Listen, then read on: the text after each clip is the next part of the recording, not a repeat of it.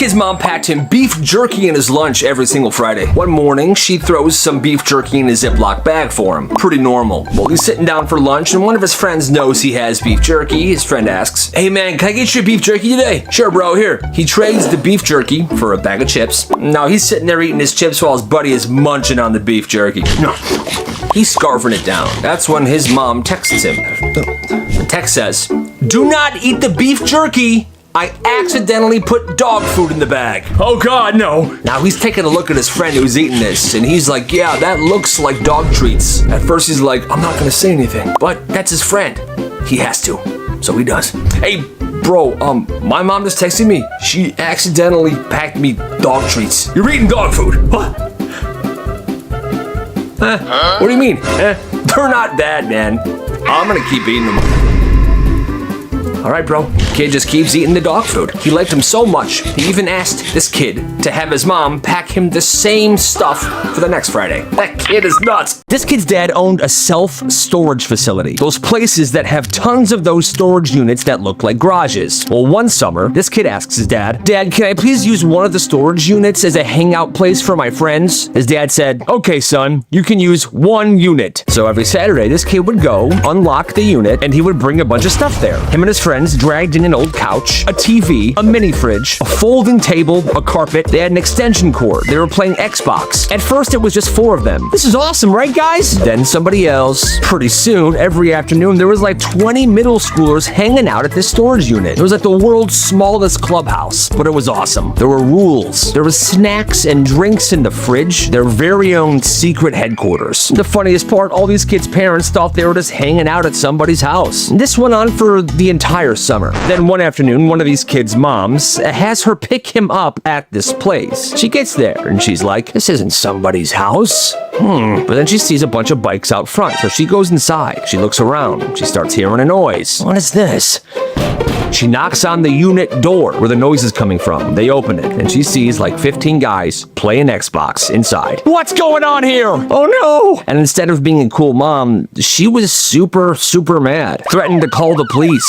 Threatened to expose this kid's dad. And after that, it was shut down. And all I know is, that mom sucks. Back in the day, McDonald's had the craziest deals. Every Wednesday, hamburgers were only 25 cents, but the catch was only 10 per person. Well, this kid's parents were divorced, and they were with their dad every Wednesday. So every Wednesday after work, this dad would pull into McDonald's with his 2 kids. They'd each get into different spots in line, and they would each buy 10 hamburgers. The kids thought it was awesome. "This is awesome, Dad. I love McDonald's." "Yeah, Dad, I like it too." "I'm happy, kids." 30 hamburgers. They'd go back to their dad's apartment. They'd all eat hamburgers. Then the dad would wrap all leftover hamburgers in tinfoil and put them in the freezer, and that was that. The kids would then get picked up by their mom, and the dad would use those burgers to feed themselves. And because the kids were only at their dad's house one night a week, the dad would use the burgers to feed himself. Every other day, he would come home from work to an empty apartment, take a burger out of the freezer, heat it up, eat it, rinse and repeat. Then the next Wednesday when the kids would come over, they'd go to McDonald's again. That was his routine. And it wasn't because he liked McDonald's that much. It was because 25-cent hamburgers were pretty much all he could afford. But the thing is, those Wednesdays were some of the kids' favorite memories ever. They just didn't realize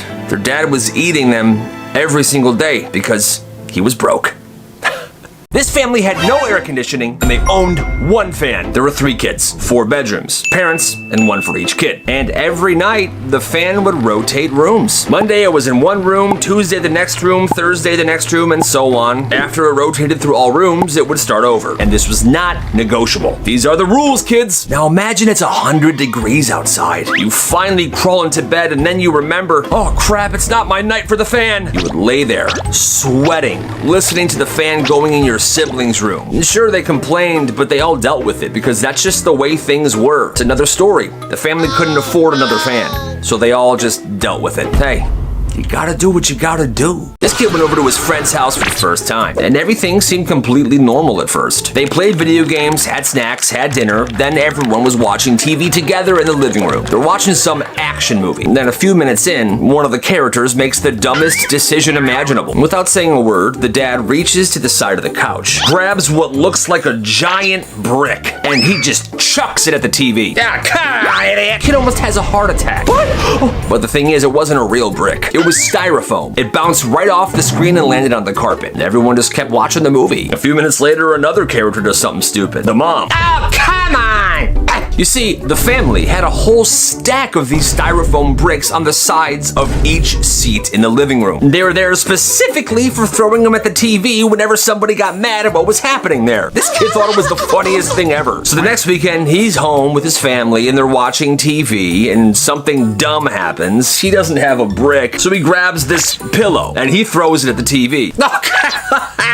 But the pillow was a little heavier than the styrofoam. The TV knocked over and unplugged. His dad, now why would you want to do that, son?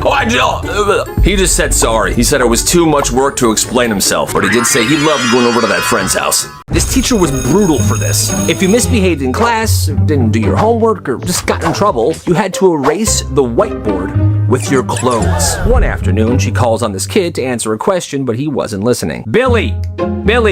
Oh, I'm sorry. What was the question? Oh, you weren't paying attention. Come up here, actually. I need you to erase this part of the board with your sleeve. Can I please not? You see, this kid was wearing a brand new white hoodie that he had got for his birthday from his parents.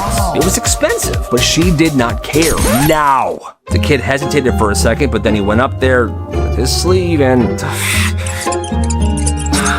The right sleeve of that hoodie was dirty, ruined, was no longer pristine. He goes home, and that afternoon when he walks through his front door, his parents are like, "Yo, son, what happened to your sweatshirt?" So he tells the whole story. His dad didn't even finish listening. He grabbed his keys immediately, got into his car, and headed straight to the school. He brings his son with him. The principal is still in the office. "Hi, excuse me, my wife and I bought our son this brand new hoodie yesterday for his birthday. Look at his sleeve. The teacher made him do that." Apparently, the principal couldn't believe it. That's kind of sinister. So he said, "Don't worry, I'll handle this." As him and his dad were walking out of the office, he heard the principal, "Mrs. Johnson, please head to my office." And by the next morning, they noticed something. That teacher was on her best behavior, and she never made anybody erase the whiteboard with their clothes ever again. This kid's family owned a bounce house company. Every summer, they had this warehouse packed with the inflatable bouncy houses. There were obstacle courses with slides, tons of those giant blower fans to keep these things inflated. Well, one year, during the last week of school, this kid gets a brilliant idea. Monday morning comes, he walks into school carrying a giant roll of raffle tickets. $5 a ticket. Kids keep asking, "So, what do you win?" "You'll see Friday. But I promise, it's awesome." People are curious and they're buying tickets. Some people are pooling money with their friends because they know that this has got to be good. Friday comes. It's the last day of school, and right as the final bell rings, he gathers everybody that bought a ticket. He reaches into a bucket and pulls out the first one. That kid starts screaming. Then another, then a third. 3 winners. Now he finally explains the prize. Okay, so each winner gets to pick one day this summer, and on that day, I'm gonna drop off a giant bounce house to your yard for the whole day. And people went crazy because winning didn't just mean you got a bounce house in your yard for the day. It meant your house became the place that every kid wanted to be. It was gonna be a party. And those 3 parties ended up being the biggest and best ones of that summer that nobody ever forgot. The next year, he did it again, and he sold way more tickets than the first year. He made hundreds and hundreds of dollars selling raffle tickets for things his family already had. And that, my friends, is why you gotta respect the hustle. This kid brought a homemade lunch to school every single day. His mom would wake up early in the morning and make him something special. One afternoon, he opens up his lunch container in the cafeteria. A teacher walks by, catches a smell, and says, "What is that?" "Oh, it's my lunch. He tries to explain. "That smells awful. Looks disgusting too. Throw it away." He assumed that she was joking or something, but she points to the garbage can. Now! The whole table is staring. This kid is super embarrassed. So he takes his lunch and he walks over and he just dumps it into the trash. And just as he's sitting back down, another teacher who had saw this whole thing happen asks the kid what he threw away. He tells her. Apparently, it was a cultural dish that his mom made for him. That food is from his culture. That's something that they eat. And you made him throw it away? It's not school appropriate. Yes, it is. It's just not familiar to you. That teacher was so mad. She went to the principal's office. She had a meeting with the principal and the school admins. And the teacher that made him throw his lunch away was fired. Because yeah, that's absolutely horrible. People have different foods. Cultures make different stuff. What a cruel, cruel woman. This dad took the Pinewood Derby too seriously. You see, most parents help their kids sand the block, you know, carve some stuff out, throw some wheels on it, and that's that. Well, not this guy. We're gonna win, son! We are gonna win! Okay, Dad. A month before the Pinewood Derby was supposed to take place, this dad started treating it like an F1 race. He spent weeks reading forums, and then he hired an engineer. They were calculating the weight, the aerodynamics of the car, the wheel alignment, everything. They went through 4 different models before he was happy with it. I think this will do. Well, race day comes, and this kid and his dad come in with their Pinewood Derby car, and this thing looks insane. Everyone's gathering to look at it. This dad's like, oh yeah, we're gonna win. Then the races started. This car kept advancing, right into the championship. The last race comes down to this car and this kind of weirdly shaped block of wood that another kid brought. There was no fancy paint or sparkly wheels. It looked homemade. Well, the gate drops. Everyone's watching the expensive car when suddenly, no! It's gaining speed, and by inches, it wins. The room goes nuts. No! It's okay, Dad, settle down. It is not okay! After the trophies, that dad's son asks the kid, hey, congrats, who built your car with you? The kid pointed to his grandpa. The old man just smiles and waves. Turns out that grandpa carved it. The whole thing with nothing but a pocket knife while the two of them sat on their porch one night after dinner. Just a grandpa, his tool, a block of wood, and his grandson. And they won, just like they should have. Beautiful. They're grounded. No!